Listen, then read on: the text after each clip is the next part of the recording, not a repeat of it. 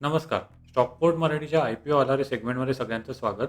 तर आजचा IPO आहे तो म्हणजे सरस्वती साडी डेपो IPO. तर थोडक्यात म्हणजे ही एक साडी बनवणारी कंपनी आणि तसं म्हटलं तर एक युनिक डोमेन आपण ह्याच्यातून म्हणू शकतो, की तसं या डोमेनची कंपनी तशी स्टॉक मार्केटमध्ये नाही आहे एवढी. तर त्यामुळे ह्याच्याबद्दल आपण ओव्हरऑल जाणून घेणार आहोत, की प्राईस बँड काय आहे, ग्रे मार्केट प्रीमियम काय आहे किंवा ओव्हरऑल ह्याला अप्लाय करावं का नाही करावं किंवा आपण अप्लाय केल्यावर म्हणजे आपलं नुकसान होऊ शकतं का नाही, तर ते आपण ओव्हरऑल बघणार आहोत. तर चला सुरू करू. Stockport.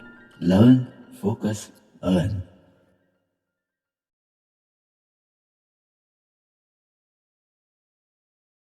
तर आता हा सोमवारी चालू होतोय, 12 ऑगस्टला चालू होतोय. 12 ऑगस्ट ते 14 ऑगस्ट चालणार आहे. आणि आपण हा व्हिडिओ टाकतो ते शनिवारी टाकतोय, कारण 2 दिवस आपल्याकडे थोडासा विचार करायला सुद्धा वेळ असेल. त्यामुळे सोमवारी चालू होतोय, परवा. आणि ओव्हरऑल 3 दिवस हा चालणार आहे. 3 दिवसात आपण अप्लाय करू शकतो. तर अप्लाय करणार असू समजा बाय चान्स, तर आपल्याला अलॉटमेंट झाली आहे का नाही झाली आहे कधी कळणार आहे, 16 ऑगस्टला कळतंय. आणि 20 ऑगस्टपासून ह्याचं लिस्टिंग म्हणजे ओव्हरऑल चालू होणार आहे. म्हणजे नॉर्मल लोकांना सुद्धा, ज्यांना IPO लागला नाही आहे, त्यांना सुद्धा बाईंग किंवा सेलिंग नॉर्मल ह्याला करता येईल. सकाळी 10 वाजता आपल्याकडे IPO ओपन होत असतो. फेस व्हॅल्यू जी आहे ती 10ची आहे. आणि हा टोटल जो IPO आहे त्याचा प्राईस बँड जो आहे तो 152 ते 160 याच्या आसपास आहे. 90 शेअर्स मिनिमम घ्यायला लागणार आहेत. म्हणजे लॉट जो आहे किंवा लॉट साईज जी आहे ती 90ची आहे. रुपये साधारण आपल्याला जी टोटल इन्व्हेस्टमेंट एका लॉटची आहे ॲज अ रिटेलर ती 14,400 एवढी असणार आहे. IPOची जी साईज आहे ती कमी आहे. म्हणजे 160 कोटीचाच IPO आहे. बाकी ओला वगैरे IPO बघितलं तर ते साधारण हजारांच्या ह्याच्यात होते. म्हणजे 4-5 हजार किंवा 6,000 अशी साधारण एक किंमत होती. तर ते मोठे होते. हा IPO तुलनेने लहान आहे. त्यामुळे ॲप्लिकेशन बऱ्यापैकी येऊ शकतात किंवा अगदी कमी लोकांनी अप्लाय केला तरीसुद्धा हा IPO ओव्हर सबस्क्राईबमध्ये जाण्याची शक्यता जास्त आहे. आणि तसं म्हटलं तर ही एक चांगली गोष्ट आहे. म्हणजे छोटे IPO लगेच भरतात आणि कॉम्पिटिशन पण जास्त असते. तर ते एक आहे. 104 कोटीचा IPOचे ओव्हरऑल कंपोनंट आहे. म्हणजे फ्रेश इश्यू जो आहे तो 104 कोटीचा असणार आहे. आणि 56 कोटीचा FPO म्हणजे फॉलो ऑन पब्लिक ऑफर, म्हणजे ओव्हरऑल इन्व्हेस्टर्सना वगैरे बाहेर पडायचा असेल तर तो जो कंपोनंट आहे तो 56 कोटीचा आहे.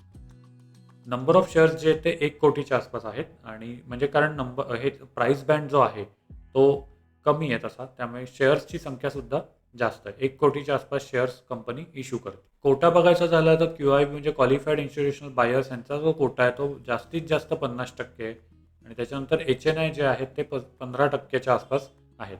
रिटेल इन्व्हेस्टर्स म्हणजे तुमच्या आमच्यासारखे छोटे लोक जे आहेत ते 35%चा त्यांचा कोटा ठेवलेला आहे. प्रमोटर होल्डिंग सध्या जे आहे ते 100% आहे. आणि त्यामुळे इश्यू झाल्यानंतर म्हणजे IPO मधून शेअर्स सगळ्यांना वाटल्यानंतर प्रमोटर होल्डिंग कमी होईल. ओव्हरऑल आपल्याला समजा त्यांचा रिझल्ट आणि कर्ज ह्यांचं समजा ओव्हरऑल एक बघायचे असतील आकडे, तर प्रॉफिट आफ्टर टॅक्स हे मार्च 2022 होते 12.31 कोटी.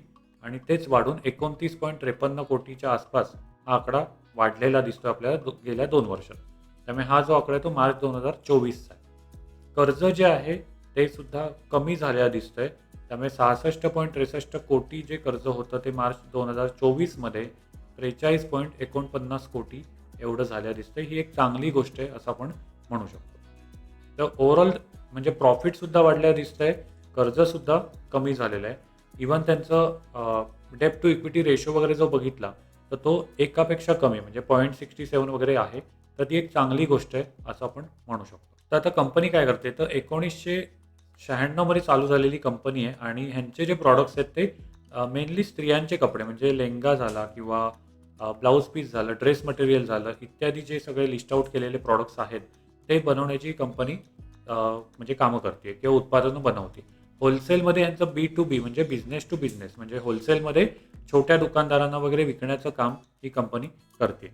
म्हणजे तसं म्हणायला गेलं तर या टाईपच्या कंपन्या ज्या आहेत स्टॉक मार्केटमध्ये आपल्या इथे, त्या तशा कमी आहेत. म्हणजे Amazon, फ्लिपकार्ट वगैरे आहेतच, पण Amazon, फ्लिपकार्ट आपल्याकडे लिस्टेड नाही आहे. त्यामुळे तसं म्हटलं तर ही मॅन्युफॅक्चरिंग करून होलसेलमध्ये विकणारी कंपनी आहे. तर एक थोडासा एक युनिक पॉईंट आपण इथे बघू शकतो. तर ह्यांचे साधारण 900 ठिकाणी पुरवठा चेन किंवा सप्लाय चेन जी आहे ती दिसते. आणि त्यांचे प्रॉडक्ट्स युनिटसुद्धा ओव्हरऑल जे स्टॉक करायचे आहेत ते सुद्धा लोकेशन जास्त आहेत. ह्यांचा ओव्हरऑल पसारा आपण म्हणूया की त्यांचं जे रिजन आहे ऑपरेटिंग करायचं ते दक्षिण भारत आणि पश्चिम भारत म्हणजे महाराष्ट्र, गोवा, तामिळनाडू आणि कर्नाटक ह्यांच्यामध्ये पसरलेलं आहे साम्राज्य असं आपण म्हणू शकतो.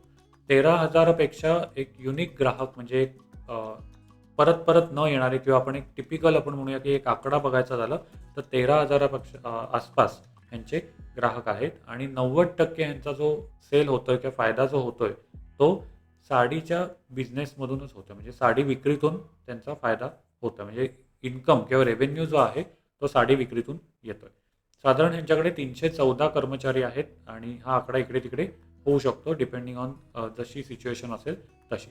तर आता कंपनी ओव्हरऑल पैसे उभे केल्यानंतर त्याचं काय करणार आहे किंवा ग्रे मार्केट प्रीमियम किती आहे हे आपण बघूया. तर थोडक्यात म्हणजे कंपनीला चालवायला किंवा वर्किंग करण्यासाठी एक कॅपिटलची गरज असते. त्यामुळे ते इथून ते उभे करणार आहेत. म्हणजे इथून जे पैसे उभे राहतील ते वर्किंग कॅपिटलसाठी वापरणार आहेत आणि इतर सुद्धा कॉर्पोरेट खर्च जे असतात म्हणजे एम्प्लॉईची सॅलरी झाली किंवा इतर मेंटेनन्सचा वगैरे खर्च आहे किंवा ट्रान्सपोर्टचा खर्च आहे किंवा हे सगळेच जे खर्च आहेत ते IPO मधून ते उभे करणार आहेत आणि तिथून वापरणार आहेत.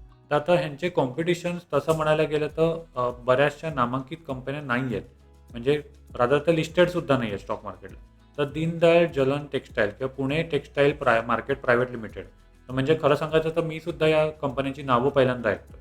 त्यामुळे थोडंसं एक कॉम्पिटिशन आहे पण अगदी फार नामांकित नाही आहे. त्यामुळे तसं म्हणायला गेलं तर सरस्वती साडी डेपो IPO हे नावसुद्धा मला पहिल्यांदा मी ऐकलं. कारण IPOच्या नावाने बऱ्यापैकी मार्केटिंगची संधी त्यांच्याकडे उपलब्ध असते. त्यामुळे आता हे नामांकित एक ब्रँड म्हणून ओळखला जाऊ शकतो पुढे. तर ते एक आहे. ग्रे मार्केट प्रीमियम जो आहे तो ₹20च्या आसपास चालू आहे. म्हणजेच त्याचं जे लिस्टिंग गेन किंवा लिस्टिंग होण्याची शक्यता आहे ती 12.5%च्या आसपास असू शकते.